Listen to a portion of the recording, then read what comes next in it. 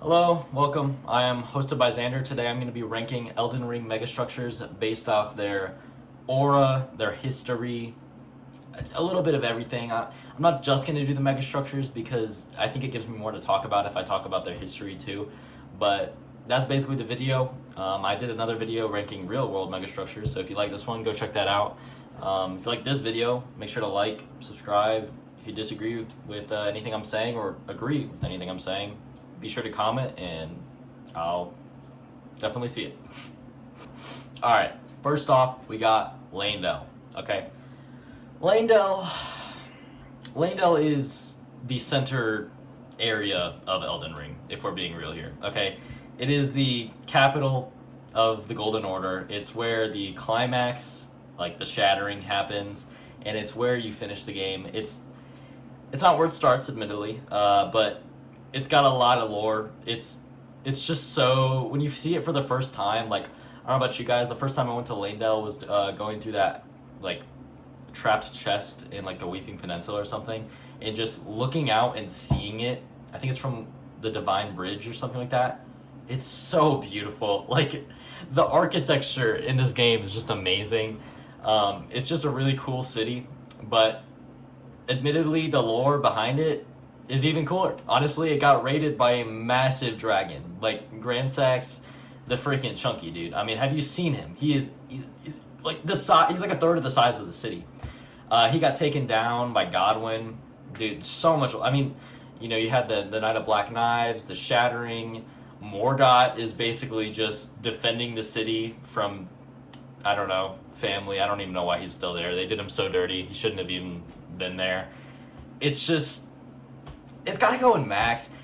The city itself, it's the walls. The walls are so big. Like, when you look at the walls compared to the houses and stuff, like, the houses are big, but the walls are just so massive for no reason. It's just aura farming. Like, dude, it's gotta go in maximum. Just like, it's just Leyndell. I mean, it's literally the centerpiece of Elden Ring, like, architecture and society. It's where the armies of the Golden Order come out of. Like, I mean, admittedly, there's tons of dark history behind it, right? There's mass genocide. I don't know if you've ever seen, like, the wandering traders race of people have just been, like, wiped out under Leyndell. I mean, just completely murdered. There's, like, a couple of them left.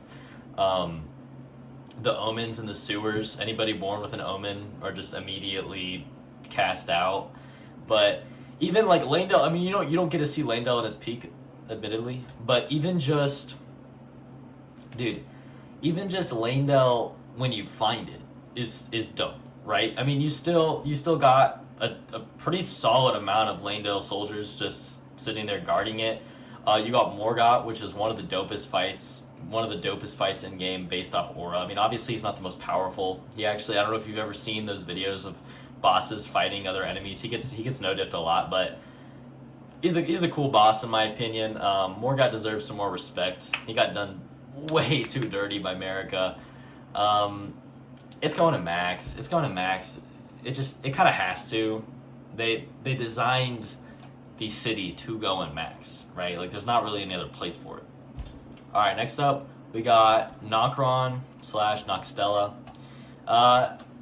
They're honestly a pretty sad story, if I'm being honest. I don't really hear many people talking about this in, like, Elden Ring lore videos, but apparently the Eternal Cities were inhabited by Newmen, and if you don't know, Newmen are Marika's people, right? Well, like, fallen Newmen. They're like, kind of like, not like a subspecies, but I'm pretty sure they started off as Newmen when they were first in the Lands Between, and then when they got banished, they became, like, the gray-skinned Newmen they are. It's also speculated that that's where the assassins, the Black Knife assassins, came from. So, Marika, in Shadow of the Erdtree, committed mass genocide to the Hornsent. Okay, now the Hornsent were terrible. I mean, they were turning her people into weird flesh jar monstrosities. And it's somewhat justifiable, but, like, she was just killing all of them. I mean, it's mass genocide. Can you really ever justify mass genocide? So you think, okay, well, Marika is obviously willing to go to extreme lengths to defend her people's reputation or avenge them or whatever. And then she banishes them anyway, okay? Like, stand on business somewhere, okay? Like, do you actually abide by any rules, or do you just like massacring people? Like, dude, she ended up banishing the Newman into the Eternal Cities anyway. Now you can say, okay, it was the two fingers, whatever. We don't know exactly if it was her, but she was still like the figurehead of the Golden Order, the Greater Will. Like, pick a side, bitch. Oh my gosh. No, it makes me mad. It's actually really sad, honestly. The architecture is cool though. I think it's kind of like Gothic. I think that's the architecture resembles. I think the whole thing with the massive chairs are dope. I don't know what's up with those, but there's some aura farm in that alone. The silver tiers are annoying, just mad annoying, and yeah, that's pretty much all I gotta say about the Eternal Cities. But the architecture carries it a lot more than the story, so they're gonna go in mid because I do think it's a really cool when you finally get to them, especially like when you visit Sealford River, you see the Eternal Cities up there, you can't get to them, and then you finally come across them and they're actually really cool. So I'll give them mid. Alright, next up we got Mount Gilmore. So Mount Gilmore started off as basically the Golden Order's personal hell.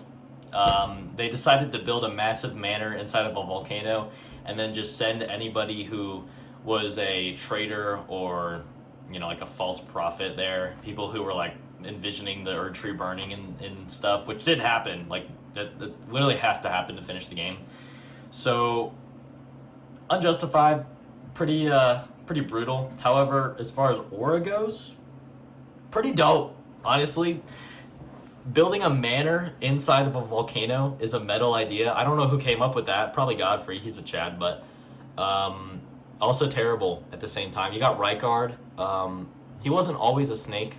He was originally a praetor, which was just like a dude who took care of traders. He's got some aura. I think like Miyazaki himself said that he was one of his favorite bosses, or maybe it was someone else. Either way, it doesn't really matter. I'm gonna put it in a lot of aura because building a manor inside of a volcano is a metal idea. You got a lot of extra lore around like the executioners who were there.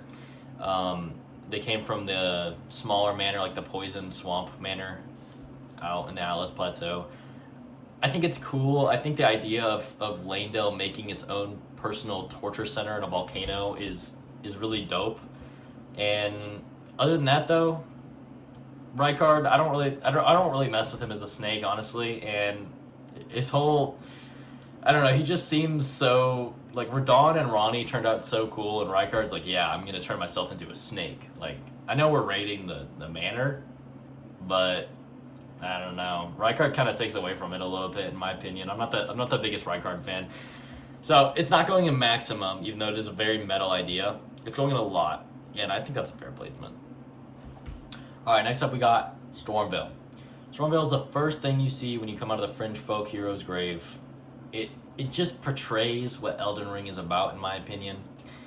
You got a lot of lore behind it. Alright, so you got the Stormlord who built the castle. I think it was like the Stormhawk King or something like that. I think it's two separate entities. I don't know if the Stormhawk King was to the Stormlord as Blythe as to Ronnie, like if it was like a defender. All I know is those birds are really annoying. I can't stand those birds with the little barrels. Throw them at. Who added those? Actually, it was so unnecessary. Other than that, though, the structure is really cool. It's got Godric, who is an El ruler. However, this may be an unpopular opinion.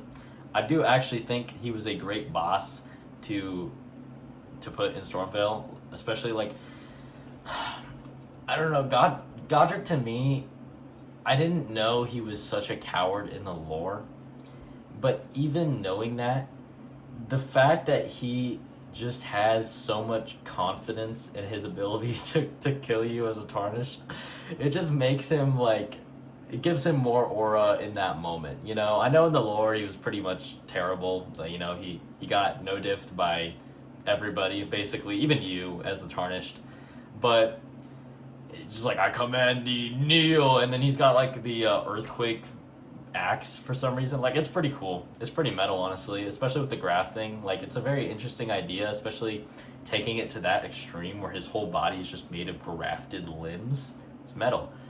The castle itself, the gold, the gold on the walls is a really nice detail. It's just got a lot of aura overall. I'm gonna have to put it in max right under Leyndell. I don't really know. I can't justify putting any lower than that, just because it's the first, like, dude, just looking up at Stormveil, it's like, wow. Here's the history. So the Stormlord built it, and then it got conquered by Godfrey. I think he said he did it like literally solo. He soloed the castle, and then after Godfrey got put into the hands of Godric, and that's Godric, but the castle itself is really cool, and the Stormlord and Godfrey are both really cool, even if Godric isn't. So I'm gonna put it in a lot. That's where it's going. All right, next up we got Hogwarts. I mean, Raya Lucaria. Okay. It was a little bit, extreme with the inspiration. Yeah, I think pretty much everybody knows it was inspired by Hogwarts. However, Hogwarts is a cool, idea or place, castle thing. I'm not really sure, like, university. I do like the idea of basically just making Hogwarts except for war mages instead of, like whatever magic. I haven't actually seen Harry Potter, so I can't really speak much on it, but I think it's really cool. As far as lore goes, they were going to war with Radagon. I'm not really sure how long that they lasted, but I know that Renala fell in love with Radagon, and then just kind of got divorced by Radagon. Kind of sad, honestly. However, if it wasn't for Raya Lucaria, we wouldn't have Ronnie, Rykard, or Radon. Specifically Ronnie and Radon, like I said earlier, absolute chads and chadises. Yeah, it's gonna have to go in mid above Nocron. It's in game, the enemies are super annoying, especially the little wizard dudes who just like have like the sword and shield, and then also it's just such a shit show. I don't like it, but Renala is kind of cool, admittedly, with being the sorceress of magic in the full moons. I am gonna say I'm not doing Caria Manor on this list. I kind of put it in with Raya Lucaria, even though they're separate entities. I don't know. I kind of associate them together. I do think Caria Manor is cooler than Raya Lucaria. Something about Manors just has a lot of aura, and I think that Caria Manor is carrying this up a little bit. I think it's carrying it up a little bit, especially the carrying knights. I think are cool. The troll knights, the knights of the Cuckoo. Historically, lore-wise, are basically just paid mercenaries. It's not like they're loyal to Raya Lucaria. They're pretty much just paid mercenaries. They're really not anything special.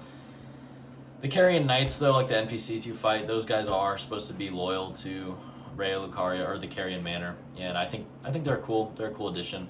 I wish we got more enemies, kind of like how in the DLC you get the Fire Knights, and then you have the Carrion Knights as in the actual, so you have like the Fire Knight NPCs, and then you also have the Fire Knights that are just the normal enemies.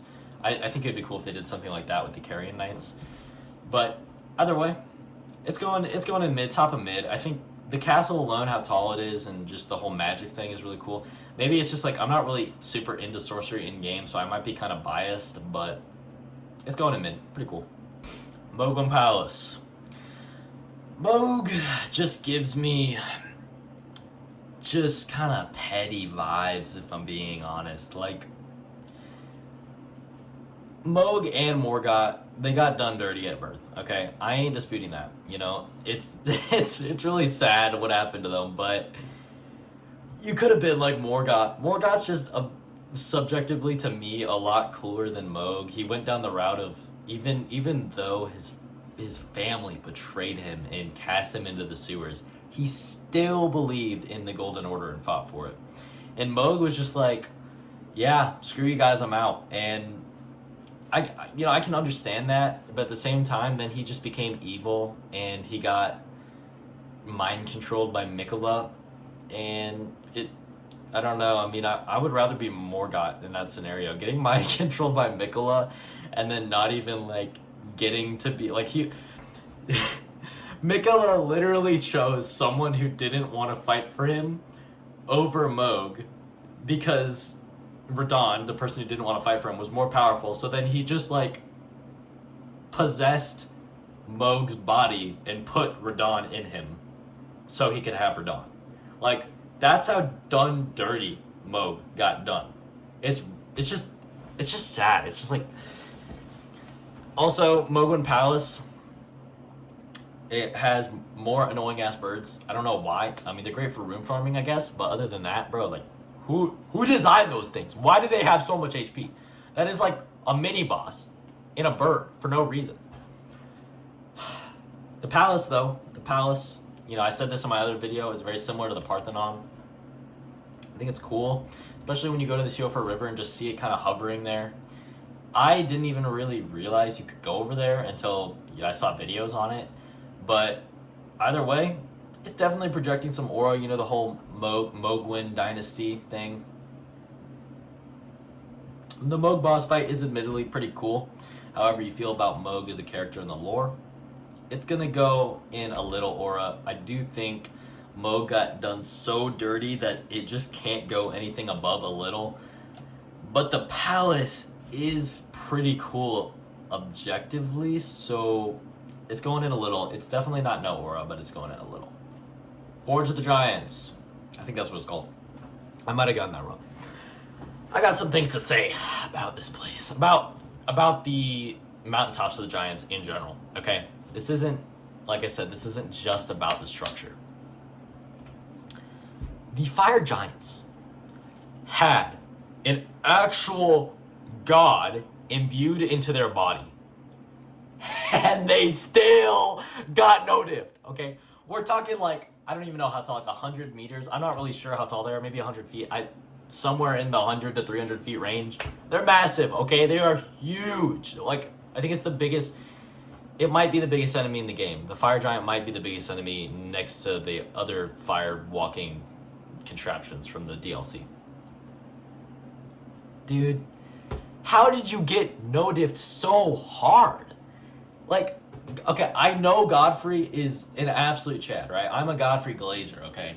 Godfrey and the Crucible Knights is just one of the coolest ideas. Like, hey, let's just make this dude. It was such a Chad. Like, he wasn't even a god. He was just like a guy. I mean, correct me if I'm wrong, but I'm pretty sure he was just a normal dude who happened to be extremely strong. And Marika, a literal goddess, was like, I want him. So this guy puts a lion on his back to tame his rage and becomes the first Elden Lord? Well, bro. Yo, okay. The Godfrey glaze on this channel will go so hard. And I will make a video ranking all the boss fights, but how did you get no diff by him? Alright? He is a 1/5 of your size. The Crucible Knights are like a 10th of your size. Yeah, something like that. Of your height, at least. Not even your size. You're like of your height. You probably weigh 30 times more than Godfrey at least, and you still got no diff by like, what, 17 people? Correct me if I'm wrong, it might have been more, but I'm pretty sure it was Godfrey and like 16 Crucible Knights. They no diffed all of the Fire Giants. All of them. You have a god in your chest. You can breathe fire out of your stomach. What are you doing? How did you sell your legacy that hard? No aura. It's going in no aura. It's just sad. It's like, what are you doing with your powers, dude? You are a literal giant. Like, you get no diff by a Tarnish, dude. The Tarnish they're strong, alright? Don't get me wrong. You as a Tarnish are, like, canonically the strongest character because you can beat every boss. But how are you getting no diff like that, bro? There was, like, 20 or 30 of you at least. I mean, you see all the bodies walking up. Like, I know the Fire Giant you fight may have been one of the biggest ones, but still, dude, you had a god imbued into your chest and you got no diff. What are you on about? No aura. No aura. Okay, I do realize I didn't talk about the structure at all. The forge is cool. It's one of the only things that can burn down the Erdtree. That's about it. Alright, next. Alright, next up, we got the Haligtree. I don't know if this is just me, or does anybody else watching this video feel like the Haligtree was on crack? Okay. When you get to the Erdtree, not just Erdtree avatar, the putrid Erdtree avatar, you know, the annoying one that jumps up and just abuses you with Scarlet Rock. When you get to that section, am I the only one who had to just run past it because you spent probably 30 minutes to an hour trying to actually fight the massive fortification blocking the side of Grace, and then you realize that, like, oh, I can just run past this? It's just me. The Haligtree has caused me so much pain, bro. I spent an actual week fighting Malenia. An actual week of my life dedicated to just learning Malenia and fighting her, bro. Like, I was actually out here analyzing Waterfowl Dance to see what I did wrong trying to dodge that move. Dude. Haligtree, it has to go in max... No. It gets to a lot based off of its sheer difficulty. But we're ranking the structure, okay? The structure is really cool. The lore behind it is basically Miquella was trying to make an Erdtree, but for everyone. So if you were an Omen or not liked by the Erdtree for whatever reason, the Haligtree would accept you. Obviously, you have to, like, follow the rules and stuff, but the part that seems like I don't hear... This is the theory on Miquella that I like the most. I don't know if it's super talked about. I don't remember where I heard it, but Miquella was, according to this theory, Miquella was basically cursed not with just eternal youth, but with the ability to never finish anything. So he couldn't finish aging, he couldn't ever fully become a god, and he couldn't finish the Haligtree. Now that's a pretty cool idea. I'm not going to say a metal idea, but it's a pretty interesting idea, where someone gets cursed with not only eternal youth, but just they can't finish anything. That would be terrible, honestly. So the Haligtree is this massive fortification around this tree that Miquella is trying to grow, and it's just got really cool design. Honestly, when you first get to the Haligtree, I think it's kind of forgot. Like, okay,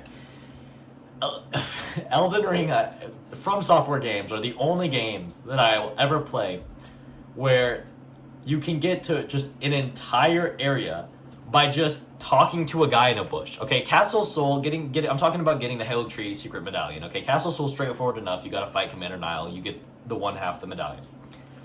The other half is just in possession of a guy hiding as a bush. He's not even hiding in the bush. He's literally, like, made himself look like a bush. You have to go up and hit a random bush in this village under this mountain in this random ass part of Liurnia of the Lakes in order to get to the Haligtree. That's insane! Bro, FromSoft developers are on something for putting that Haligtree medallion there, bro. Like, I don't know how you were supposed to pass this game without looking at tutorials. Anyway, the Haligtree is really cool. The design is... I don't even know what type of design it is. I'm not an architect, but I do think it's really cool. It's going in Max Aura. One thing I do want to say before I move off this topic is that the Haligtree is the only place to me, and this goes on to what I was saying about the Putrid Erdtree avatar, it is the only place to me that seems like it has really been untouched since the Shattering. And it probably because it has. I mean, it's literally separated via a portal. Like, there hasn't really, as far as I'm aware, there's been no conflict with the Haligtree after the Shattering, or really ever. It feels like every defense that was meant to be at the Haligtree is still there when you get there. Like, you were actually breaking into a fully fortified fortress. When you get into Leyndell, it's obvious that they're not at their full capacity anymore. There's tons of soldiers missing, there's tons of death and destruction all over. When you get to the Haligtree, it feels like they're actively shoving a stick up your ass, okay? I don't know. I don't know how to deal with it. It's like, you just gotta run past. And then when you get to Malenia, just get good. I don't know what to tell you. Either way, Haligtree is going in max. It's going above Stormveil. I really do think it's a very cool structure. I don't like Miquella that much, but the structure itself just It's just too cool to not go and max. Redmane Castle. Alright, these next two are going to be more basic structures. It's going to be more, not that it hasn't already, but more about the lore. Redmane Castle is the, as far as I'm aware, the main castle that Radahn's men operated out of. It is known for the impassable Great Bridge, which admittedly, really cool. First time I got there, I got absolutely bamboozled by the false sense of security I had crossing that Great Bridge. If you know, you know. Listen, I can't put it any higher than mid, okay? It's just a castle, all right? Castles are cool, but compared to Leyndell, Stormveil, and Haligtree, it's just a castle, all right? And that's not bad. It's just, it is what it is, right? It's not trying to convince you that it is the most aura-filled structure in the game. It is the Redmane Castle.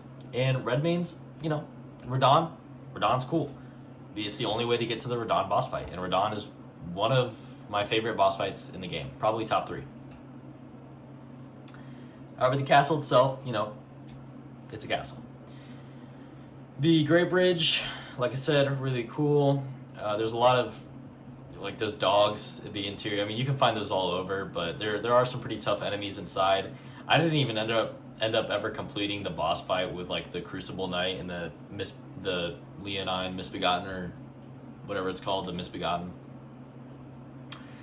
Either way, it's a pretty cool castle. I think there's some cool NPCs you can find there. You can find like Blythe, like the Radahn boss fight in general is really cool. Radahn's lore is cool. Like, can we talk about how Caitlyn Melania is just so mean. Like, she is such a bitch that she was like, oh, I can't lose now, so I'm just gonna nuke everybody in this region. What? Could you imagine if Radahn was just like, oh man, I don't want to lose to Melania, I'm just gonna let the stars fall on her. Like, no, he's not gonna do that because he's actually respectable. Melania is just an entitled little bitch, if you can't tell from how I feel about her spending a week fighting her, okay? Now, I may be a little biased against her, but yeah, that's just how I feel about her. Redmane and Caelid in general got done dirty. They got done unnecessarily dirty. Either way, pretty cool. It's going in mid. It's gonna go below Nokron. No, it's gonna go above Nokron. Yeah, it's gonna go above Nokron. I do think it's got a little bit more lore and aura, especially getting there. I think it's the biggest structure in Caelid. Caelid's not especially known for its megastructures, but pretty cool. All right, the final megastructure of this list, of this tier list, we got Castle Mourne. Castle Mourne is a castle that is and was not actually built by anybody from the Lands Between. Supposedly, this is the theory I buy into. Okay, so when you go to Castle Mourne, the boss isn't actually in the castle. It's at a grave site that you can go to. You find the Leonine Misbegotten, who has this grafted blade greatsword.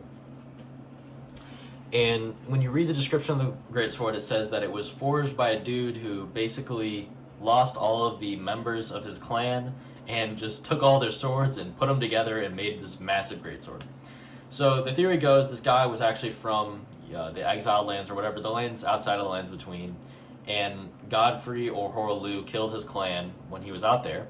So he traveled to the Lands Between to make the castle, supposedly with the rest of his clan, because I don't think anyone's saying he made this castle alone, and used it as a fortification to try and attack Godfrey with. Then Godfrey came with his armies and absolutely no-diffed them.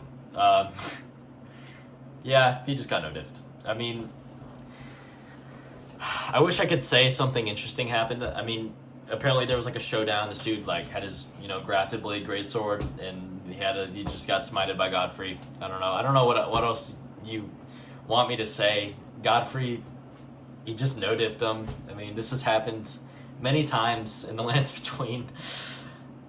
It is cool how the guy how the guy, you know, traveled all the way there to the lands between. Assuming the theory's correct. There's also another theory it was just built by the Golden Order, and it got taken over by this guy. But it's cool the guy traveled all the way to the lands between to try and avenge his people.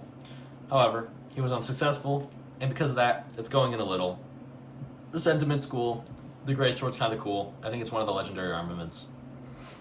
Other than that, it's going in a little. It's going below. I'm gonna, because the castle itself is cool. I think it's a little bit cooler design-wise than Redmane because it's on a mountain. But that's the other thing. After Godfrey captured the castle, it was given to Godric, presumably sometime around the Shattering, and then Godric gave it to this guy named Edgar, who was supposed to be the warden of the castle. So Edgar started using the misbegotten in the castle as like slaves or workers, and they ended up revolting because they're just terrible creatures, and Edgar just didn't suppress it. Like, his men just got no-diffed by these misbegotten. I guess they were just controlling way too many. I don't know exactly how it all works. I just know that, yeah, I mean, they just, the misbegotten are like the only people who've had this castle and not gotten no-diffed by someone. Like, can argue otherwise. Like, it's just, I don't know, everybody who owns this castle just gets no-diffed. So, I mean, not Godfrey, obviously, but yeah, it's going in a little. It's pretty sad. It's another sad location, kind of like Nokron. Alright, and with that, that is the end of this Aura tier list Elden Ring. I'm probably going to be doing more Elden Ring content. I might be doing some like Dark Souls content. I'm a pretty big FromSoft fan recently. I've been getting into the games. They're pretty fun, honestly. I just completed Elden Ring for the first time a couple weeks ago, and I'm really enjoying it. If you haven't played it, I highly recommend it. I'm sure you've heard about it. Yeah, if you enjoyed the video, like, subscribe, leave a comment. With that out of the way, thank you for watching. I'm hosted by Xander, your host, and